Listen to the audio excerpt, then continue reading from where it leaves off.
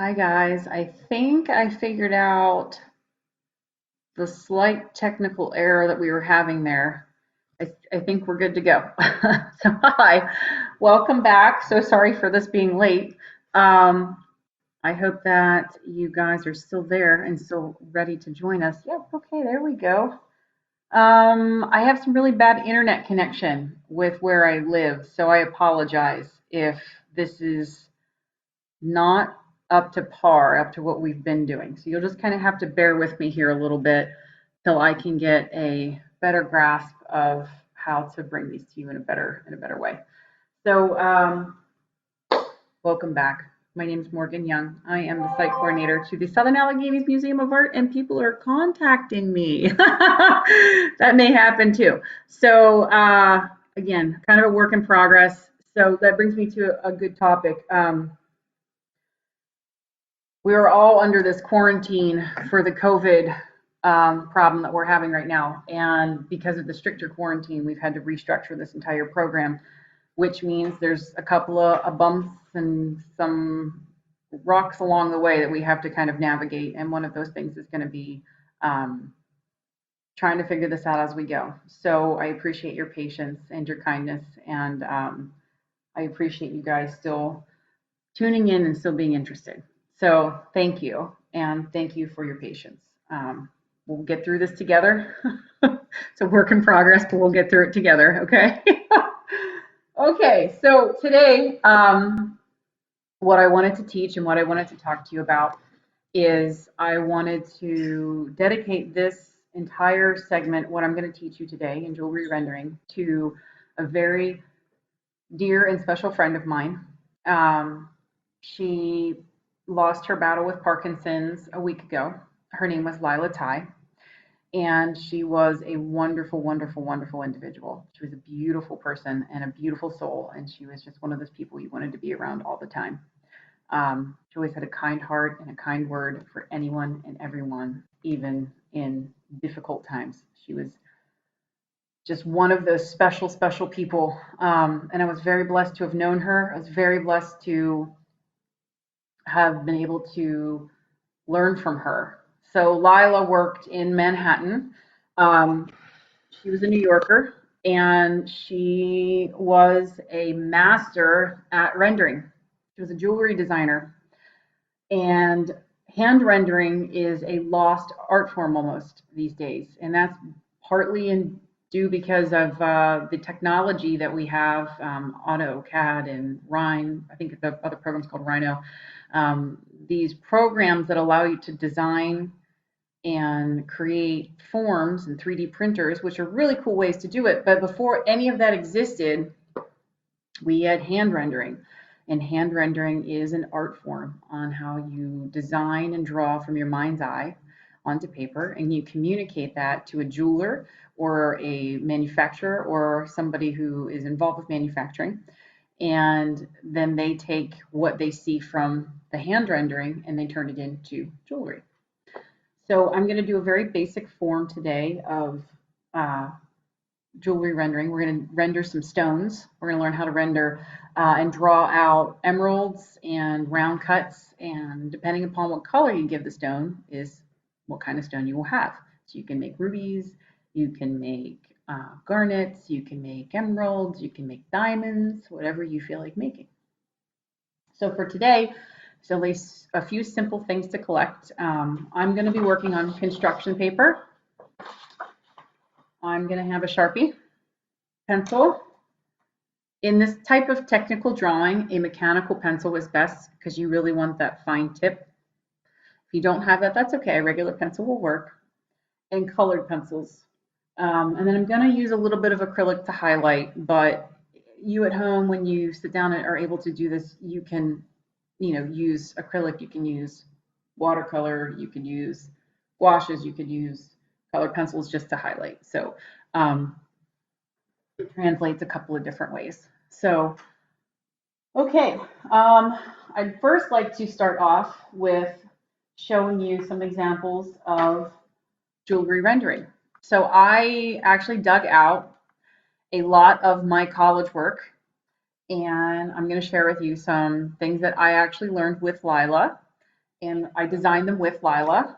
And these are a bit more elaborate than what we're doing today, but it shows you an example of how when your imagination, can you see that okay? So you draw out exactly what you think the jewelry piece to be, and then she taught us how to then put it into actual gouaches and color. See, there's big stones there. Ooh, it's backwards, big stones. So we're going to be doing some of those big stones. Now, metal is treated differently than stones. They're each a special challenge. And today we're going to work with just the stone. So I did a little sample, little practice run, and we're going to do an emerald cut and then a round cut. And then I'm going to show you a couple of fun ways to do some other things. And then I'm going to teach you the different parts. This is all backwards. I'm sorry, guys. It's just because of the technicality. I had to use my computer instead of my cell phone. I'm going to teach you parts of the stone. So let's get started. Okay, here we go. I'm in my kitchen, and this is going to have to kind of maybe sit right.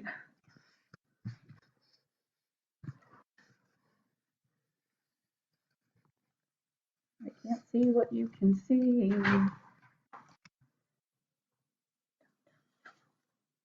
I'm going to work here, and then I'll have to hold it up, I think. So trying to get it so that I'm not in the way. Let it go. There. That's better. Okay.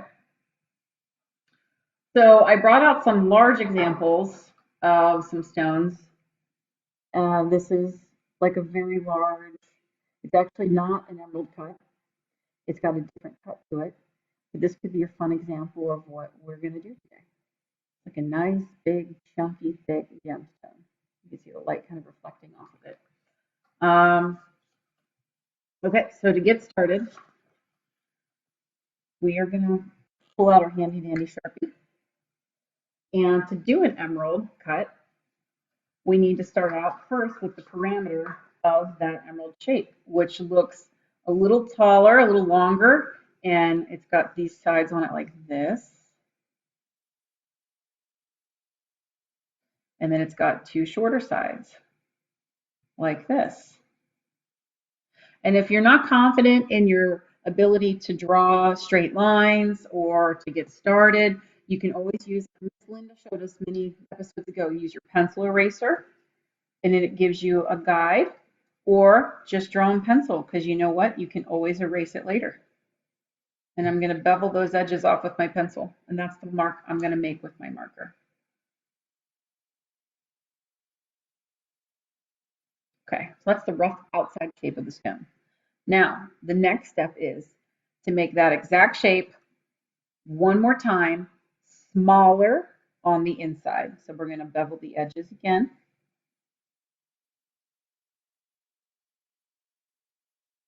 Can you see? And then we're going to connect them. You see that? The next step is going to be to show how this actually translates and cuts into how the cut is in the stone. So these actually get connected. So you take those little bevels and you connect them. And you connect the bevel here, and you connect the bevel here, and you connect the bevel here. It almost makes like a keystone shape, like that. So this gives us our outside cut. Now, there is a tiny, tiny little bit of reflection whenever light hits stones like this. And whenever you do any sort of stone lighting and reflection when you're doing jewelry rendering, the light always comes from the top left. That's our light source. So we're always going to color things in this direction. So your light streaks will be from that direction down, like that. Okay. that is our emerald cut, and it's a really, really simple, basic emerald cut. If you wanted to make it a bit more complicated or take it kind of to the next level, you can add another bevel, another stone facet, and I'm going to do it really quickly. So this is a really good way to tackle technical drawing. See, I'm not even worried about these little bits that are hanging over. It doesn't matter. Those little bits are not a big deal. To mimic our bevels. Okay. And then we're going to parallel line them. Just like the one we did before. And then I'm going to add in another layer. Ho, ho, ho. Pretty special. And then I'm going to add in another thinner, skinnier layer, as if the stone has an additional cut to it. Okay? Now, as I go in and add my keystone shapes, so these are angled inward. You can see it's angled inward. I'm going to continue it and angle the next layer in a little bit more. I'm going to angle it a little sharper because that smaller surface is going to require a sharper cut. A little sharper in, and then a little sharper in. So then that took my stone. It looks a little bit more detailed, huh? And don't even worry about these little blips on the end because once you put the color into it, it's not going to matter. If you wanted to draw a round stone, let me just get all the stone shapes in there, and then you guys can choose at home which ones you want to actually do. If you wanted to do a round stone, which I'll put over here on this piece of paper, this is really easy. Do the best that you can do, and I'll tell you what, I'm going to start with a pencil because it's really, really, really hard to get a perfect circle the first time through. I think the only person that has ever been able to do it, I think it's like a legend that Michelangelo was able to draw a perfect circle the first time through, and it was like a dare that he had done. I heard that somewhere. Someone will have to look that up and get back to me. So here is my circle, and this is going to be a round cut stone. And these are super, super easy. So if you pick out the top, the bottom, a left and a right point, okay? Just across, right? You're going to connect these with a half circle, like this. Okay? Almost looks like that Steelers star, huh? Go Steelers. Now, you're going to cut this half in half again on all four sides. I always make a little center dot so I know exactly where I want to go. So it's even. So you connect it, connect it, connect it, connect it. Then we have a faceted round. If you want to make it extra fancy, like this one over here, and add that extra layer, which I'll do it for fun, you just draw another smaller circle on the inside, and you make sure that you touch all of the sides that you brought together like that. And see how it's made these little triangle shapes here? There's these little white spots. There you go. And again, our light is always coming from the top left, so we're going to give it some streaks from the top left. Okay, so we got most of our stone shapes drawn. Can you see those? Very good. I'm sorry, guys, I can't. Oh, there we go. Hi, there's Tiffany and Amina. Hello, hello, and Mary Pat. Hello. Hi. Oh my gosh, Marion. Hi. I'm so sorry, guys. The way my camera is angled here for me to draw these for you, it's difficult to read. So I'm sorry. You'll have to bear with me a little bit. I was hoping to use my cell phone, but I was running into a problem with my cell phone. We're on the laptop now, and it's working, so we're going to go with it. Okay. Let's start with our emerald. Let's do our emerald cut, okay? So now, when you think about rendering jewelry and you think about light sources and you think about the color that you want to make your stone, I'm going to make mine green because it's going to be an emerald, but you can make it any color you want it to make it. It can be any color at all. I want to think about where the light is hitting. And you got to think about when light strikes the surface, what happens to the surface? It gets lighter, doesn't it? So we're going to use a lighter green. I'm going to start with this one actually. And we're going to color in that first faceted surface. A facet is a flat surface. We're going to color in this first faceted surface with the lightest green that we have. And I'm going very lightly over it. You can always go darker. You don't have to add all the color right away. It can always be a progression. So I'm going to give this guy a little light green tone.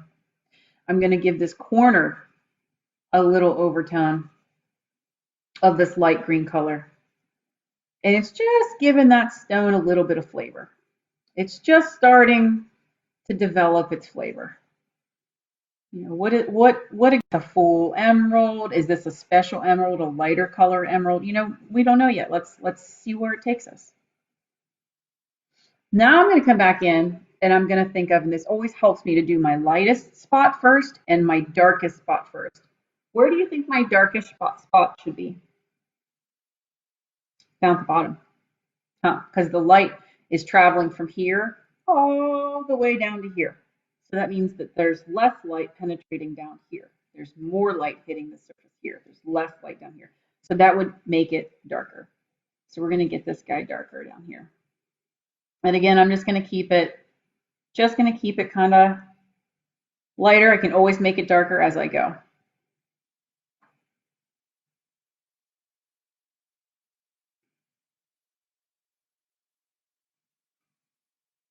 I'm actually blending the two on this side. Can you see I've put that light green in there and I'm blending both of it.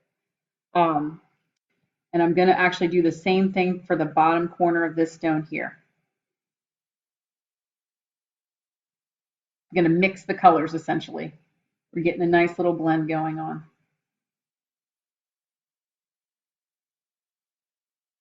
Okay. Now I'm going to get a medium green and I'm going to fill in some of the spots. Just an overall, I think that these stones end up taking on a lot more life and character when you have some variety of green, you know, and this is a good way to practice with gradients and to practice with color and tone and to practice, you know, light versus dark and to play with all of the shades that you might have. I mean, not every stone is the same. So I taught you briefly how to render the gemstones. I'm going to talk quickly about the parts of a gemstone, and then I'll wrap it up for today. If you're interested in knowing a little bit more, let me know. Send me a message. I'm happy to live stream from my studio and continue the lesson, and where we have a bit more of a better communication and a better setup. So, okay, here we go again. Okay, so parts of a gemstone. When you get any kind of a stone, they will always have these certain parts. The very flat top surface,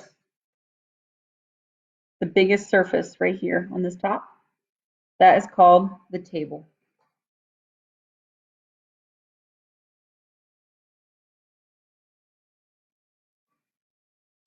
Then you have a bevel here and a bevel here for the cuts of the stone. They always go up. And the part that prongs hold on to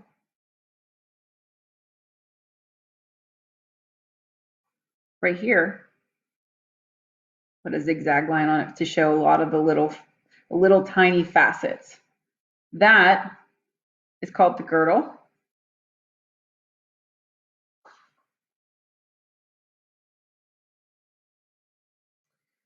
This little beveled spot that we talked about, this little tiny upward cut, this is called the crown. Now, the very bottom of the stone has an extremely pointy part. This is broken down into two different terms. Okay. This angle, this cut, the journey from the girdle down to the tip, down to the point, is called the pavilion.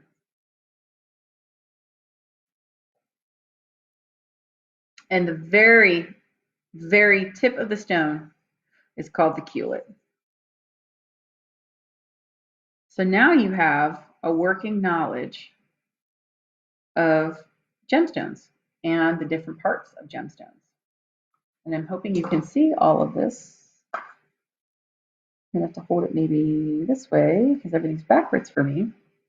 So again, the very flat top part is the table. This angled bit is the crown, where these big zigzag lines are. The little tiny zigzag part is the girdle. The journey from the girdle down to the tip is called the pavilion. And this little tiny point at the bottom is a culet. When you go to any jeweler and he goes to create this into a piece of jewelry for you, he will always have a metal, something metal has to hold that stone. So you're either going to have a prong or you're going to have a bezel set. The prongs work like this, where there is a piece of metal that holds on to the top, or it can hold on a little bit lower, and then it pulls the stone into place. So there's 2 points where that prong can be. It can set up on top, or it can set a little bit onto the crown, not quite the girdle, and it will hold your stone into whatever jewelry piece that you have. I'm hoping you can see that. Okay. If you have a bezel set, it works in the same principle, but it's a little bit different in that, let me show you here. Let me grab this notebook. So when you have bezel sets, they typically have a piece of metal. This is a cross cut, and it looks like this, and the stone sits in this little seat, and then the bezel gets pushed over the metal. Usually that type of stone is called a cabochon. And we didn't talk about cabochons.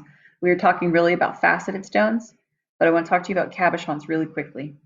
Cabochons are essentially like drops of water, really rounded on the top and flat on the bottom. To do a cabochon in rendering, they're really, really easy. We'll make this one orange. So I'm going light over the whole stone with my orange. And again, my light's coming from this direction, top left. So that means this is the lightest part. And I can do something like this where this makes it the darkest part down here, right?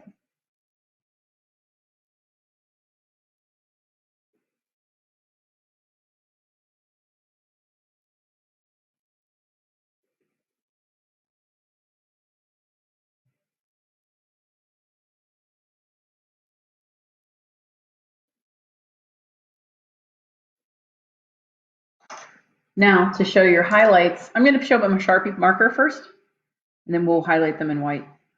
You're going to go here, and it's rounded, so we're going to highlight the round, and then we're going to highlight the reflection. And that little dot will help you with your reflection. It'll keep it much better. It'll keep it much more natural looking, like there's a resting point for your eye. And I'm just going to paint right over that Sharpie marker. It'll be fine.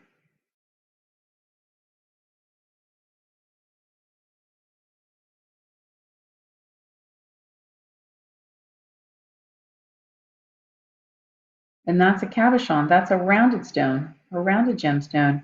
Maybe this is a piece of amber or an orange citrine, like that. Okay, guys, I'm going to wrap this up here. I just wanted to talk to you a little bit about what's coming up. I'm going to get the camera back on me. Okay, here we go. Again, if you want to see more, I will possibly reshoot this whole episode from my studio where the connection's better. I apologize. And we can learn a lot more about bezel setting and rendering. And I can go over how to render the round cuts and the emerald cuts again, if you're interested. And we can talk a lot more about the parts of a gemstone. And I can even show you, there's another project that Lila gave me, which we didn't talk too much about today. But I can do it at a later time if you're interested, where we started with an idea, something we thought was beautiful, and then we turned it into a piece of jewelry. And that's a really good project. That's a really fun project, especially if you're into jewelry. So tomorrow we are going to be doing the art of text with Miss Jen. Don't miss that. She's a blast. It's going to be a good time. And Thursday we are going to be going live with Miss Linda Calloway, and she's going to step us through some fundamentals of watercolor, which is a really helpful skill set if you're interested in watercolor. She's going to be a great teacher and showing you the do's and the don'ts and what you should have and what you need. For Jen's class, I would bring a paper, a pencil, possibly a Sharpie marker, or any marker that you enjoy.